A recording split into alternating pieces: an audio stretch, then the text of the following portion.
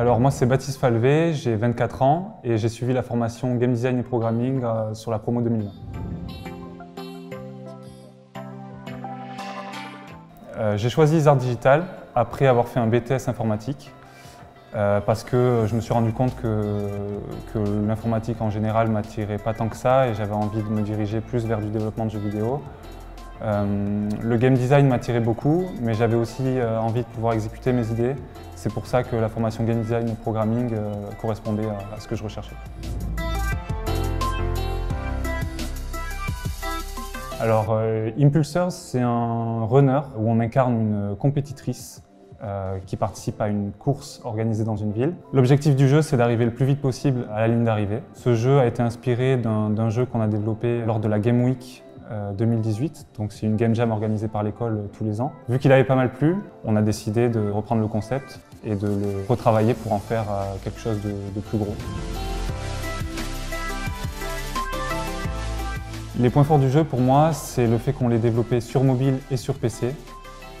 Les contrôles sont aussi très accessibles, ce qui fait que n'importe qui peut y jouer. On a une grosse rejouabilité grâce à notre système de scoring qui va permettre aux bons joueurs d'optimiser leur parcours pour toujours choisir les meilleurs chemins et utiliser au mieux leurs capacités pour arriver le plus vite possible à la fin.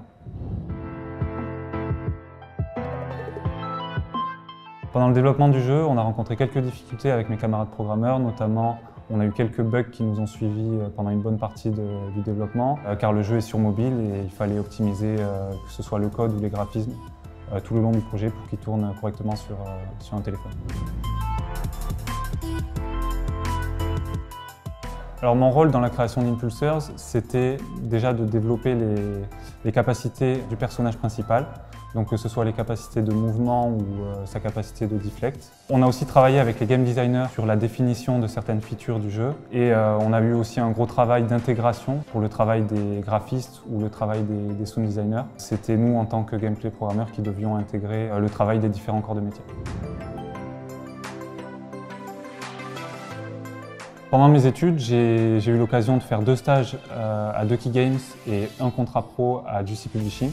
Donc ça m'a permis d'enchaîner les projets très rapidement, d'apprendre beaucoup, c'était très formateur. Et aussi de mettre un pied dans le milieu professionnel très tôt, de découvrir différentes façons de faire. Et je pense que ça a été un vrai atout sur mon CV à la sortie d'Isard d'avoir déjà une expérience significative professionnelle. Ce que je retiens de ces années à Isard, c'est déjà les personnes que j'ai rencontrées, le réseau que ça m'a permis de créer et aussi l'accompagnement de tous les professeurs qu'on a eus qui étaient globalement très investis avec nous pour nous suivre sur tous les projets.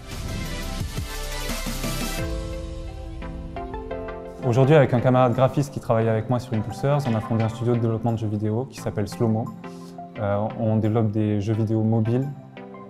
Aujourd'hui, on est 6 personnes à travailler sur des projets différents et on a intégré l'incubateur Isard Digital, ce qui nous permet d'avoir des locaux dans lesquels travailler et ça quasiment tous les jours de la semaine.